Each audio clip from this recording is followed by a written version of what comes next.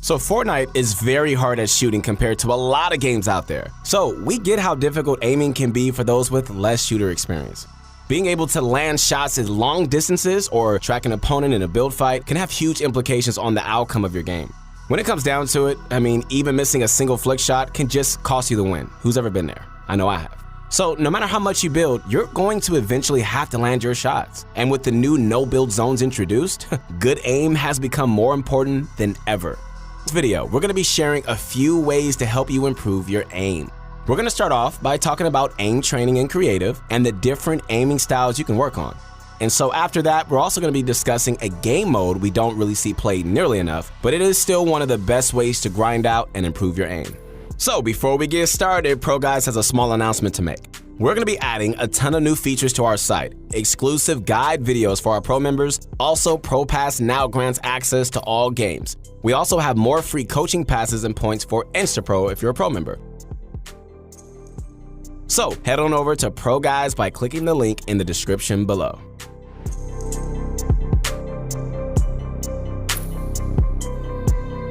So usually playing aim training maps before you hop into the actual modes, it's probably one of the most consistent ways you can help improve your aim. Pretty much every pro player does it, and it's a staple in essentially every shooter's game warm-up routine. We know we talk a lot about it in our videos, and that's just because of how important it is. Not only are you going to be a better shot than if you didn't warm up that day, but your skills are going to steadily progress over time.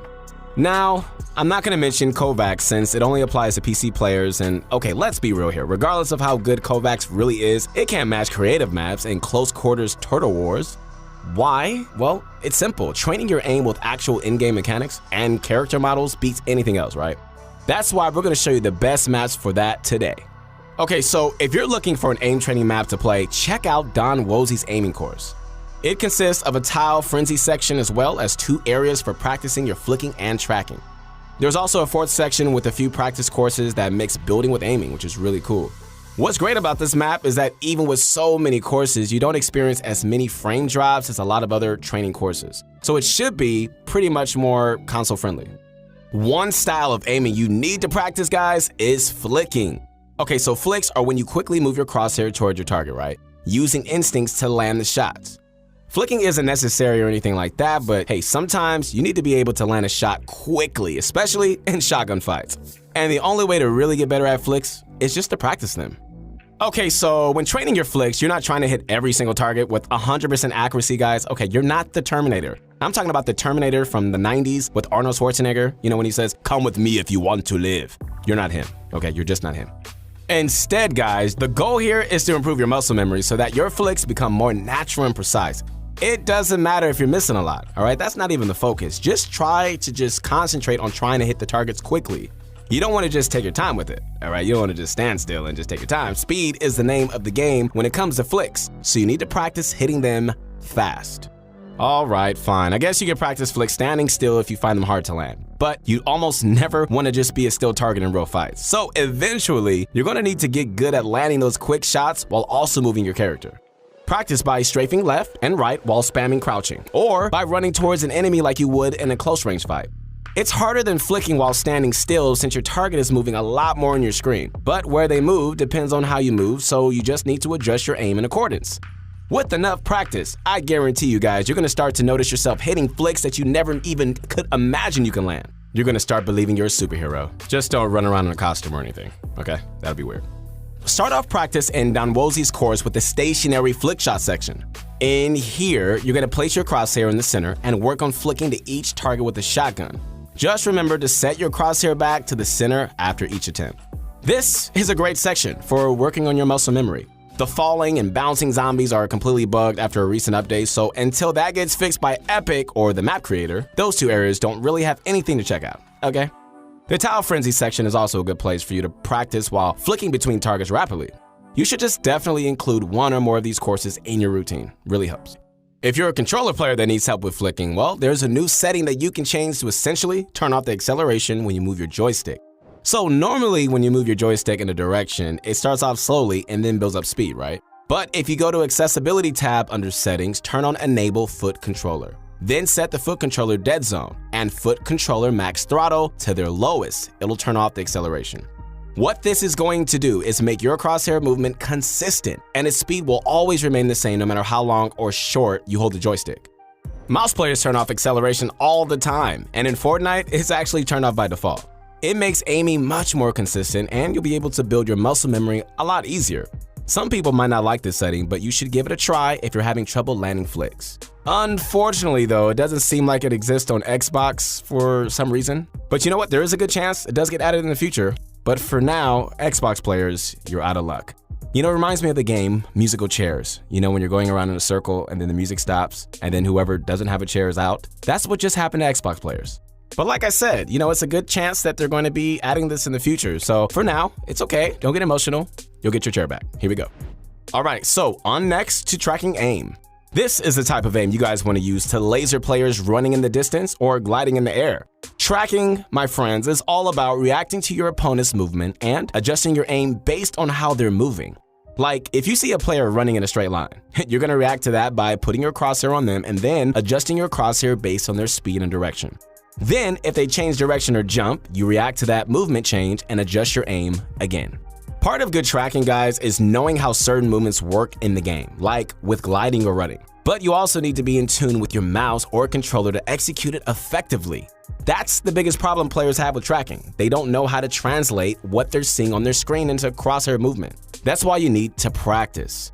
A good place on Donwazi's map to warm up your tracking, start off with 360-degree close-range zombie tracking section. Then, if you want more of a challenge, hey, you can move on to the short strafe zombie tracking course. This one's a bit harder since the zombies constantly change speed, but it does make for some really good practice. As for projectile aim, like with sniper rifles, you actually end up using a lot of the same skills used with tracking. You're still reaching the player movement to line up a shot. The only difference is you're leading the bullet and adjusting for any drop. That's why it's so much easier to land snipes on players that run in straight lines. Or even when a player jumps, as you can just easily line up the shot to where they're landing. If you're an avid user of snipers, you definitely want to spend a bit of time training your shots against movement targets. The moving tile frenzy courses are really good for that. In there, you're going to get used to the projectile speed and bullet drop practicing. It's something you definitely want to practice if you find yourself missing a lot of shots against moving targets often. If you're able to start landing snipes on moving targets, I mean, you just open up so many more kill opportunities for yourself.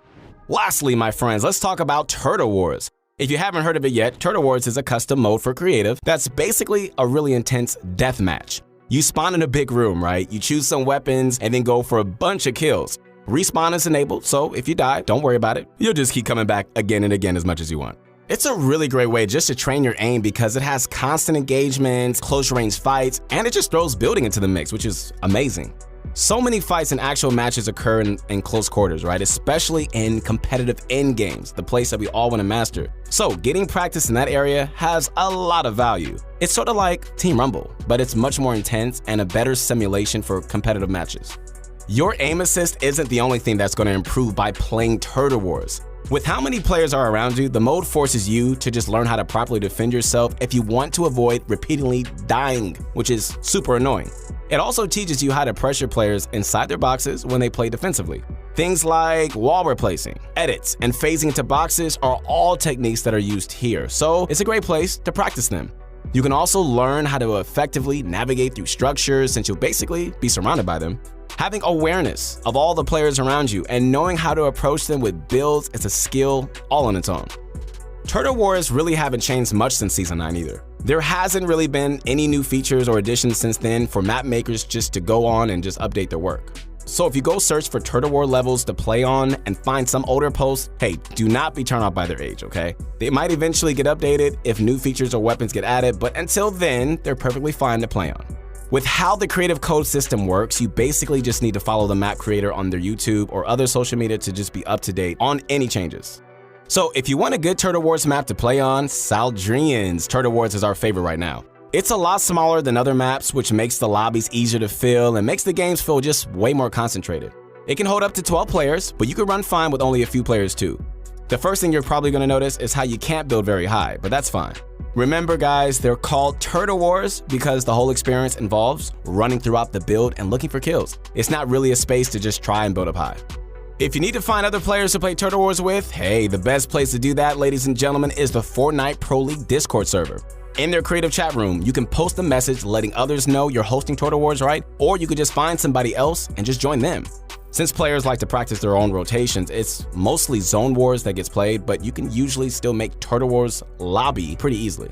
Check out the link in the description to join their Discord. So remember guys that the most important part of aim training is just getting in there and practicing. Muscle memory and intuition play a huge part in being a really good aimer, and that's just not something that just comes out of nowhere. It's something that takes time to develop. So you gotta get in there, you gotta practice. You guys just need to spend more time warming up as often as you can, and try as often as you can to get those Turtle Wars lobbies going, so they're not only gonna improve your aim, but they're gonna help a lot with other important skills that impact your game for the better. If you have any aiming tips, guys, yourself you'd like to share, or maybe if we didn't go over something that you need to answer for, hey, let us know in the comments and we'll check it out.